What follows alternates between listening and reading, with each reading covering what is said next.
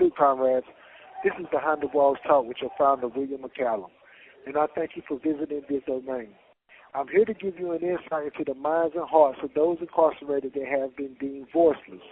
Well, this is where their voice and stories will be told for those of you who are concerned with human beings that are in prison for the mistakes they have made and for some of the injustices that were committed against them.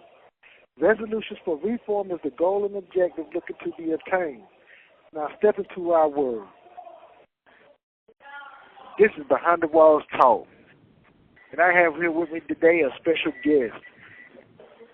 This individual was sentenced. He was sentenced and convicted back in the 70s. And it's a story of an injustice that was committed by the Greenville Police Department. So without further ado, tell the listeners, my brother, what's your name and where are you from? Robert Washington. This call is from the North Carolina Correctional Facility. From Fayetteville, North Carolina. Robert Washington from Greenville, North Carolina? Fayetteville. You Fayetteville, North Carolina? Yes, sir. What were you charged with? How much time did they give you? I was charged with capital murder, and they had a mistrial in the murder. My lawyer told the judge to instruct the jury on felony murder, which I wasn't charged with. So the jury had to find me guilty of armed robbery of the police badge. When I took his gun, they said that was larceny. When I took his badge, they said that was armed robbery. And these charges came 2 weeks later after the murder charge. Could you give us a little background story on this officer that you supposedly shot? He was transferred from Greenville, North Carolina, for causing problems in the black community. He was in Fayetteville Police Department for 13 months. 11 months. They had 13 police brutality charges filed against him, and all of them were from the black community. None of this evidence was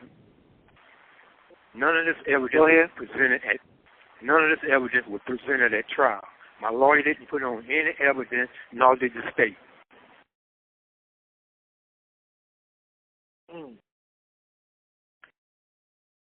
So all this information about him was inadmissible.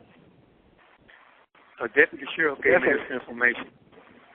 A deputy sheriff gave me this information.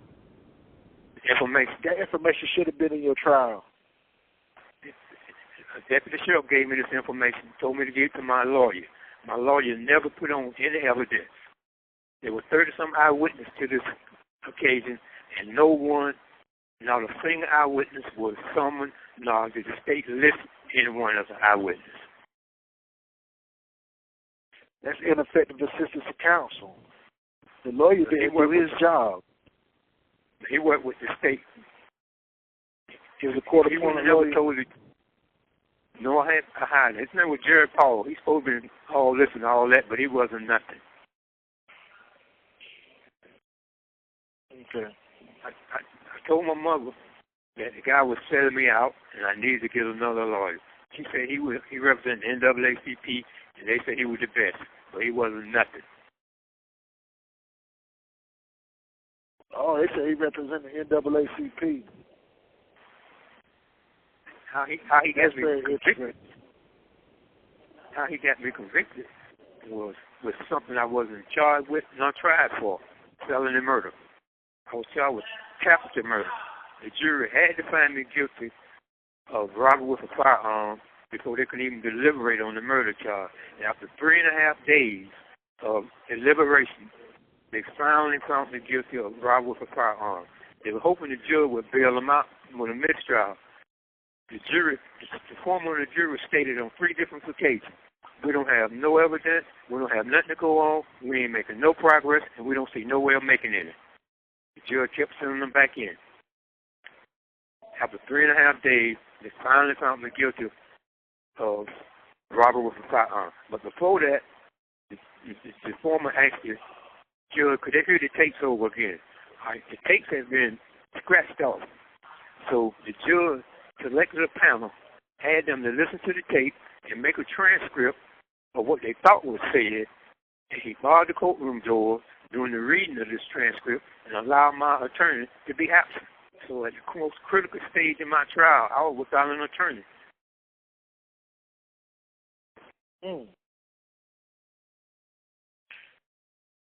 So how long have you now been incarcerated? Since 1977, December. 48 years. 48. Pardon me? 48 years. 48 years for taking a police badge. I've been eligible for How old are parole. I'll be 75 June. 75 years old in June.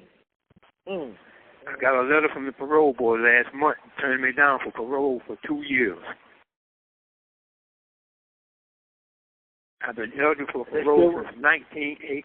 I've been eligible. This call is from a North Carolina correctional facility. I've been eligible for parole since 1988. And see, that's the thing about this case right here that makes this case very, very particular, because you fall up under the Fair Sentencing Act. Say it again? You would be considered one of the old timers. Yeah, I'm under the 1/4 law. That's right. You're supposed to be out of here. You're supposed to be released. You're supposed to be at home with your family. What's left for them? I'm under the 1/4 law. I came up parole in 10 years. That means I'm supposed to have 40 years. But they say I got an 80-year life sentence. 80-year life sentence. For robbery with a firearm. A police badge. And everyone I write, try to get help. This call is from a North Carolina correctional facility. Everyone tell me the same thing, unfortunately.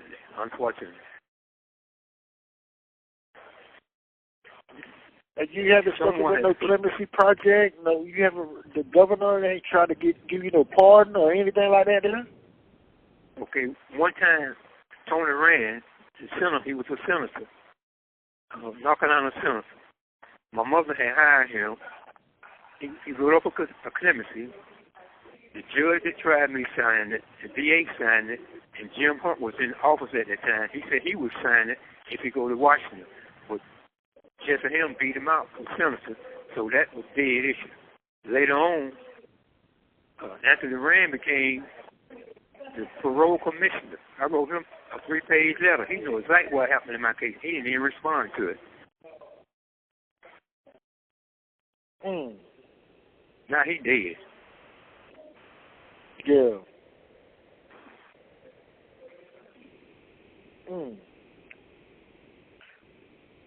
Well, we definitely going to get your story out. Same thing. We're definitely going to get your story out there, and you're definitely going to be heard today. Prison Legal Service had a case, Bobby Bowden case. It was a class action, and they had all us in the loop from 74 to 78. And when Bobby Bowden got to play in his case, Prison Legal Service dropped our case and said the state, we just hope the state do what they're supposed to do and go on and turn us loose, but they're closing our case off. I ain't heard from them since.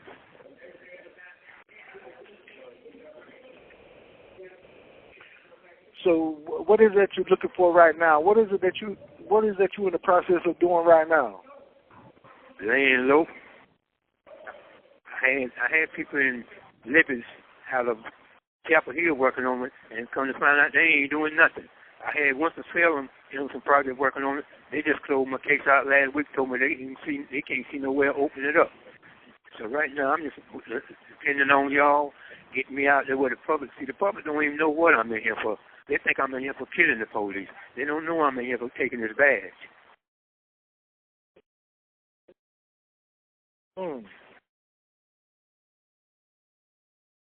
Yeah, we definitely going to make sure we get it out there to the public so the public can hear exactly what's going on and what's taking place and the injustices that's being committed right now. Because you definitely deserve to be. Someone got some stuff on the internet, some false information, saying I was drunk, disorderly, using profane language towards the officer and all that. None of that never happened. If that would have happened, they'd have had an eyewitness to come testify. They don't even call a single eyewitness to testify. Police not even one eyewitness. None. I'm telling you, man, the state don't put on no evidence. How they got me convicted was the felony murder theory by him instructing the jury on that, which I was not charged with, nor tried for. They had to find me guilty of armed robbery in order to deliberate on the murder. You know, back in the 70s, they're not going to turn no man loose for killing no white police. And you know what I mean? Yeah, I know exactly. Even though, See, they ain't going to do it right now. I know they ain't going to do it. Even though police get paid vacation when they kill a black woman or child. They call it That's right. Paid with leave. Paid with leave during investigation. I believe if they stop paying them with leave, they'll stop killing us. There never was a law in this country for killing black people. We have to start holding them accountable for the misconduct that they be having to as well. Because, you know what I'm saying, with that officer that you had to run in with, all the misconduct that he was having in Greenville, and then they having to transfer him to Fayetteville, I mean, obviously that should have been brought up in the court. Officers used to come, white officers used to come to my cell and tell me we knew sooner or later somebody was going to kill him.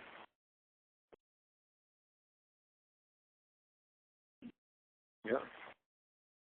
That's a shame. You can't even get no relief on your sentence. They won't even release you. You've been incarcerated for 48 years ever since 1977. One woman on the jury said her husband told her, if you find him not guilty, you better not come back home. You have 60 seconds remaining.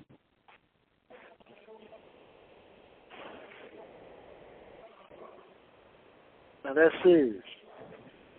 Yeah. During the 70s, I can understand, you know, we deal with racism today. But then, I know racism was real high then, especially after the Civil Rights Act and everything. I wrote Al Sharpton 3 times. He never responded. I asked him what a brother got to do, get killed. You have 30 seconds remaining. I said, what a brother got to do, get killed by police before he can get some help? And they don't know there's still an institution of death.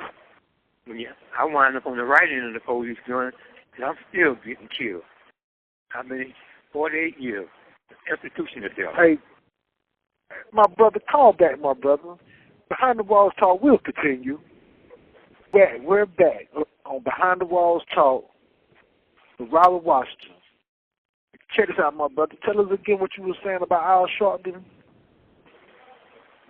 I wrote him 3 times. He never responded to the first 2 letters. So I wrote him back and said, what a brother got to do, get killed by police before he can get some help from y'all? He didn't respond to that letter either. Yeah, Al Sharpton, man, I ain't never really had no faith in Al Sharpton or Jesse Jackson. You know, they only show up, like you say, they only show up when a black child get killed, black man get killed, or a woman. You know what I'm saying? Yeah, they're looking for the attention. A brother got to get killed before they come help him. Yeah, they don't stand up to the real injustices that be committed. They just be looking for some attention so they can get paid off of it too as well with the civil suits that they filed. I gave notice of appeal, and I made it for the record that I was an indigent. And my lawyer, my trial attorney, never filed anything on my appeal. No papers or no nothing. And a year later, when he went back to court, I asked him why he didn't file my appeal. He said he couldn't find no errors. What? Yeah. He worked with the state to get me convicted. The judge and the DA knew that I was not tried with felony murder. They were relying on the jury to find me guilty of armed robbery. This call is from a North Carolina correctional facility. When I took the police gun, they said that was larceny. When I took it back, they said that was armed robbery. But before trial, they dropped the weapon charge, which was the larceny of the gun, and took the robbery and consolidated with the murder for trial convenience. So I wasn't tried with, not charged for felony murder. They had to get together. They had to get together and rely on the jury. So what they did was, when they say you took the gun, so this how they railroaded you. They say when you took the gun, you had the gun in your hand. So now when you took the badge afterwards, that's armed robbery. That's what they tried. That's what they hit you with right there. Right. Because if they would have kept the larceny charge, they would have had to drop the armed robbery charge. But they dropped the larceny charge, which was a weapon charge. They kept the armed robbery charge. Right. And they don't put on no evidence. None. They just go two felony charges for do your life sentence. You know, the professional witness, ballistic reports and stuff like that. That's an eyewitness and stuff like that. Yeah. Doing my in custody and written an oral statement, I told the man, I'm going to stop talking. He said, why you want to stop talking? I said, because I'm scared. He said, what you scared of? I said, I'm afraid of the way people looking at me. The way you looking at me, that man looking at me, said, well, you ain't got to be afraid of. And they pull out their This call is from a North Carolina correctional facility. And then he said, I tell you what, go get Doug Cameron. Doug Cameron came. He was a attorney that represented the police. He told me to go ahead and keep talking.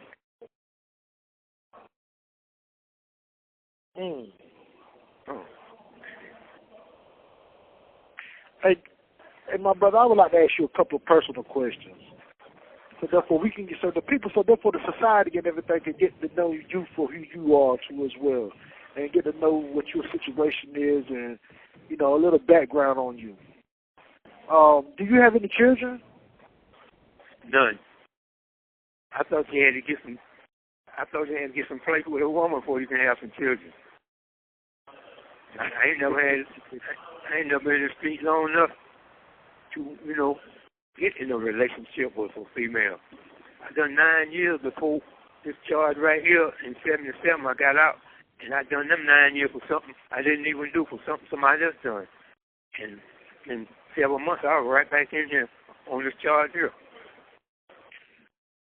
So how old were you when you were first incarcerated at when you did the 9 years? 15. 15 years old. Yeah. God. I was sent to training school. Well, I told my mother I wanted to go to training school because I wanted to get away from home, and I didn't know nothing else to do, right? And at the time, they was integrating. It was in 66, things were still segregated.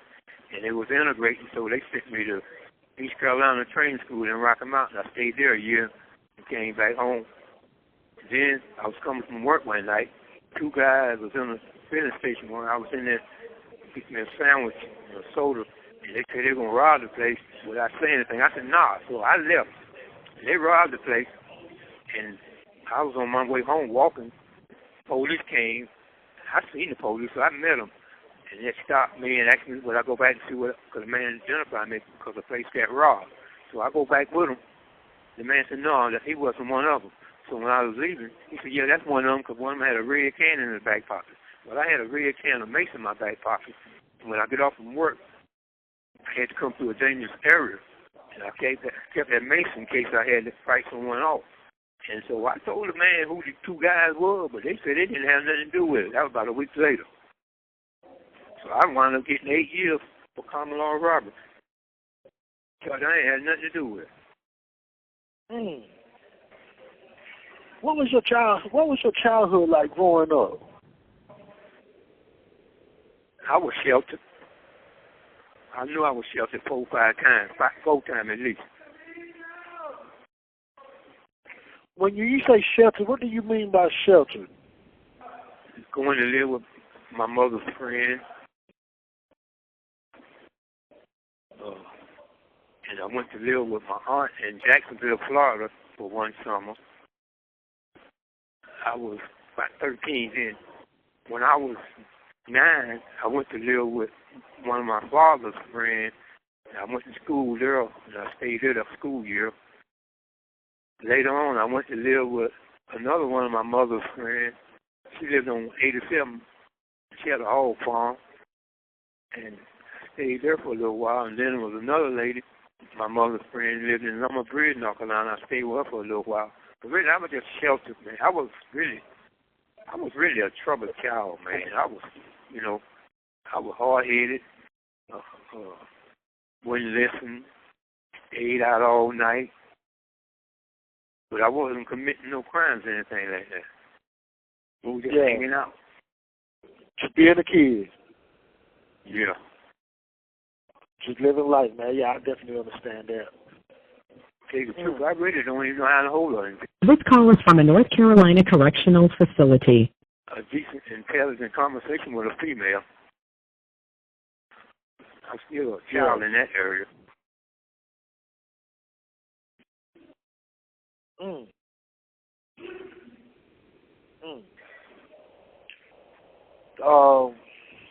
Do you have any type of moral or mental support for someone in society? Do you get any type of help from someone out in society right now? When I was out, I went to church. I sang in the choir. I enjoyed going to church. Well, back in the 50s, when we were growing up, blacks, we didn't have guns and have, we didn't have no gangs and nothing like that.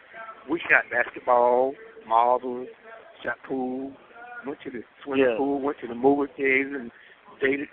You might go with your best buddy to his girlfriend's house and you sit there and wait while he, have a date with his girlfriend. We wasn't into stealing and robbing and breaking and entering and stuff like that. We were standing on the corner jiving, police come through there. I want this corner. We run, man. We run home. If I got caught or anyone else got caught doing anything, that woman or that man could beat us. Then we go home and get another beat. So basically we didn't get in no trouble. And if a guy went to jail, he was shunned. He was outcast. He was stereotyped. We didn't hang with him because he'd been in prison. You know what I mean? You have 60 seconds remaining. Yeah. Hey, call back, my brother. Behind the Walls Talk will continue. When you look at my prison record, I got over 100 write-ups. My last 40 write-ups were for making wine. Yeah, that's why I was telling my lady and everything the other day when we were looking at your infractions. And I say the wine and everything, I said that's just some material that you get from the canteen and from the kitchen. And you know what I'm saying? I said it ain't no, like, because when you see it on the computer and everything, it say substance possession. So therefore, anybody looking from the outside in, they would think that it would be something like narcotics or something like that. But that's far away from that. It's far from the truth. I had Anthony Rand, he told my mother that I had a bad attitude.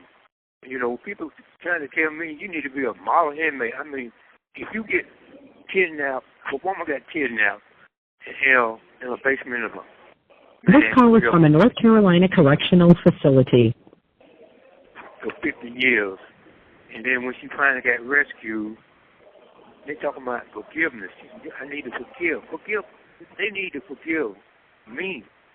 They need to ask me for my forgiveness because I haven't done anything to them to need forgiveness for. Certainly I'm angry, but I don't have no animosity in my heart. If I was to get out right now, first place I would go to church. I become a member of a nice church. That's right. Hey, I would like to touch back on when you was 15 years old when you were first incarcerated. This call is from a North Carolina correctional facility. So you never drove no vehicle. I escaped one time. My brother taught me how to drive when I was 8 years old. When I got out, I escaped in 1975. He taught me how to drive an 18-wheeler, and I used to work with him. And I drive an 18-wheeler real good. I ain't never had no driver license. I got chauffeur license. Okay. What else did you miss as a child? What else did you being incarcerated at the age of 15, what else is it that you feel like you missed out on in life?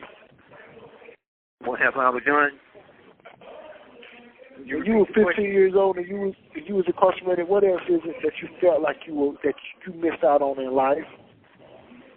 That I can do out of life, in life. What did you feel like you missed out? What did you miss out on? Everything. You wasn't able to have any children.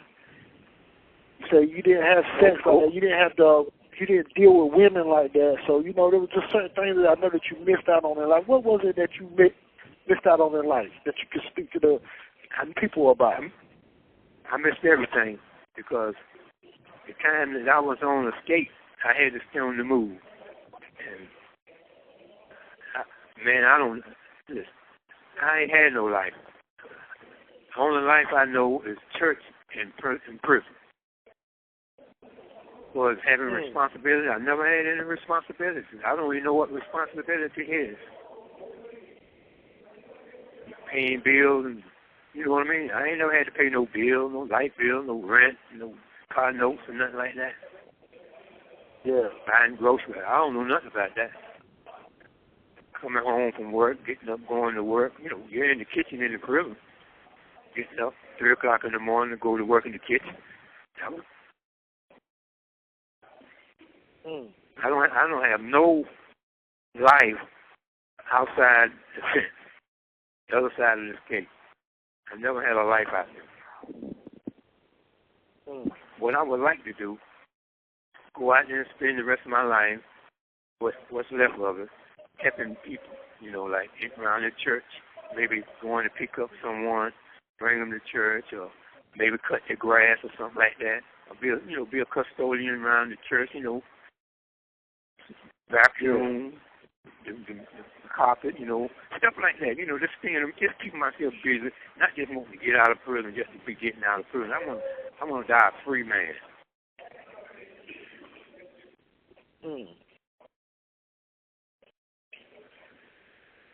Boy.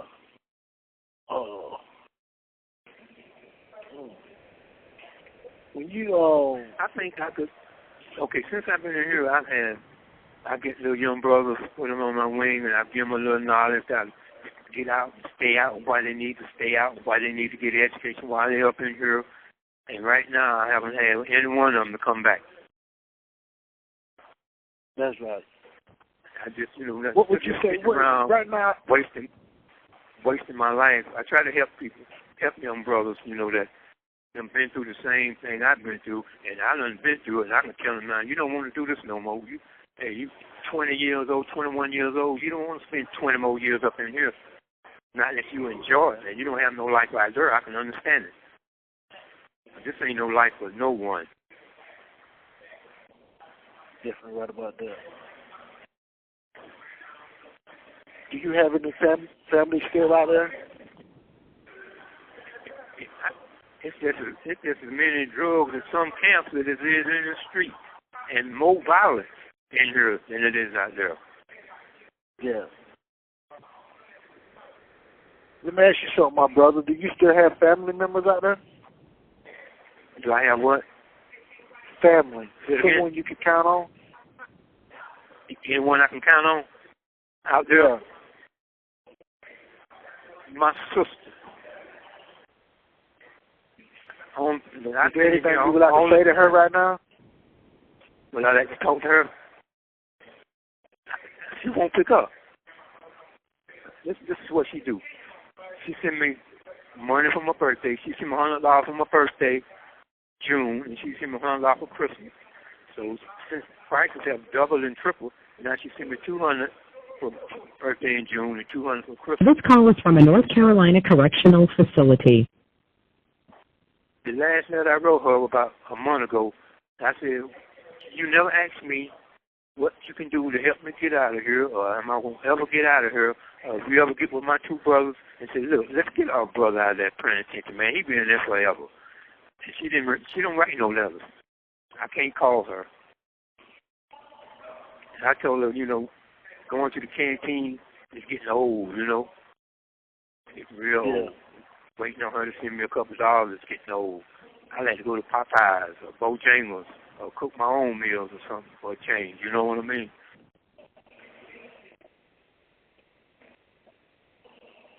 What hurts me? This call is from a North Carolina correctional facility. What hurt me concerning my sister, she never asked me what can she do to help me get out of it, and she got money. She owned a condominium up in New Jersey.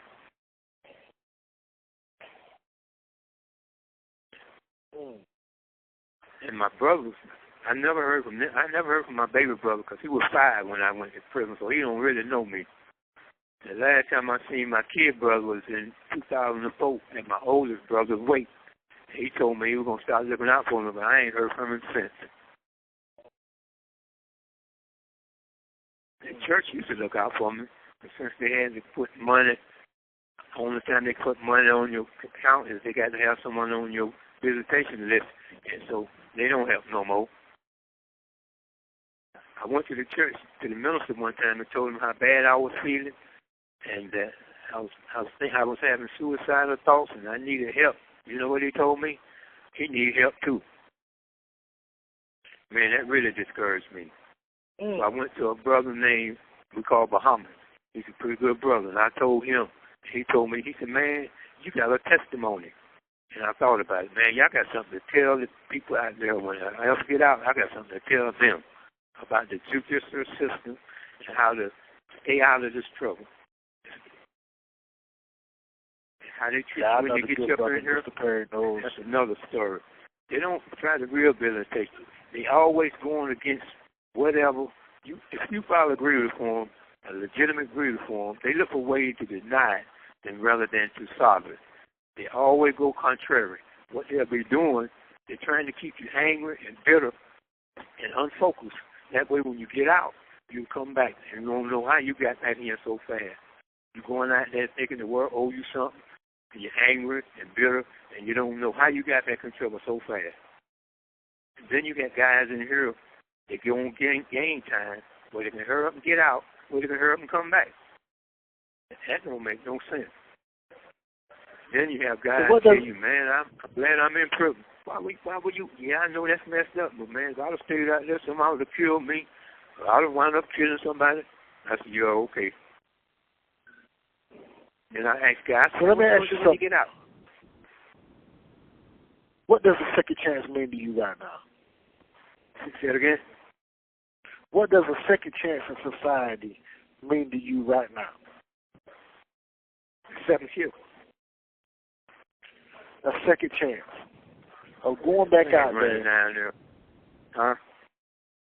Of getting out of prison. What did that mean to you right now? Of getting out of prison right now. What did that mean to you? What would I do? What does it mean to you? What does it mean to me? Yeah. It means the world to me, man. It means I like to get on me a Greyhound bus, get me a round trip ticket to L.A. and just really see, am I really free, man? Can I go out the country and out of the state and not have no handcuffs on, no shackles, and come back? That's what I really would like to do when I first get out. Just, you know what I mean? Just ride to California, man, on the bus. If I'm really, really free. Sometimes when I go on medical trips at UNC, I don't feel anything, man. I don't feel, I don't look around at the trees and the cars and the people walking on the street. It just seems like ain't nothing changed out there. The air is the same as it is in here. But I know that's a lie. It definitely is, man. There's so much out there in that world, man. To get out. Huh? I said, there's so much going on out there in that world now, man. And I would love for you to get out too, man. And I'm definitely going to fight for you to get out. I'm definitely going to put your story out there to make sure your voice is going to be heard, and to make sure your story is going to be heard. Is there any last words you would like to share with the listeners on Behind the Walls Talk? Yeah, I got a testimony. I got it. And look, And all the things I've been through and all the denials I've got, man, I never lost my faith in God nor my love for Him. He told me the other day that it's going to get a little rougher, but things going to change. And he said it's going to be all for His glory and that I'm going to be rewarded. Just hold on, though. And Steve Harvey, I've been listening to him a lot. He said, you better not give up. He always tell the brothers, you better not give up. Just keep the faith. That's right. You have 60 seconds remaining. You got to endure to the end. That's right. There's a reward waiting for me. And you know, man, this armed robbery charge is illegal. You know, that's really, I'm being incarcerated illegally. And he also was trying to make an illegal arrest. He said I was on the arrest for using profanity. All I said was, damn. Hey, call back, my brother. Huh? You have 30 seconds remaining. Behind the Walls Talk will continue. Welcome back to Behind the Walls Talk. We was down to the last words that you would like to share with the listeners for Behind the Walls Talk.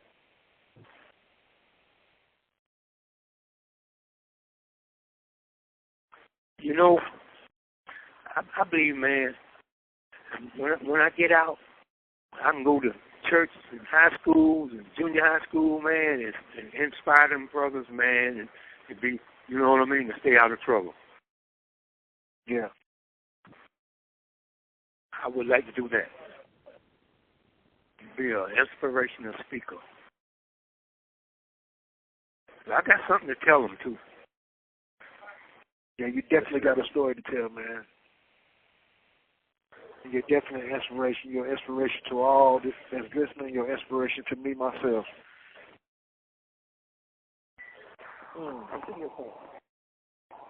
Hey, bro, man, I thank you for this interview, man. I appreciate you, man. I appreciate you calling in. This call is from a North Carolina correctional facility. I appreciate you calling in and doing this interview with us, man. It's a blessing. And, man, I'm going to make sure that I can make it. Hopefully we can make sure that you receive the blessings that you're looking forward to as well, man. Because I know what you want, man. I know you just want to get out of here. You just want to go out there in society and be able to be free once again. And we're going to see what we can do to make that happen for you, my brother. Thank you, my brother, for doing this interview with Behind the Walls Talk, man. This is a brother that just want to live a simple life. Just want to go home. Just want to be back out in society and be free once again. He was unjustly convicted by a system, by a corrupt system, a racist system. And we want to make sure that this brother get back out of society. So please, man, listen to this brother's story. Listen to what he has to say.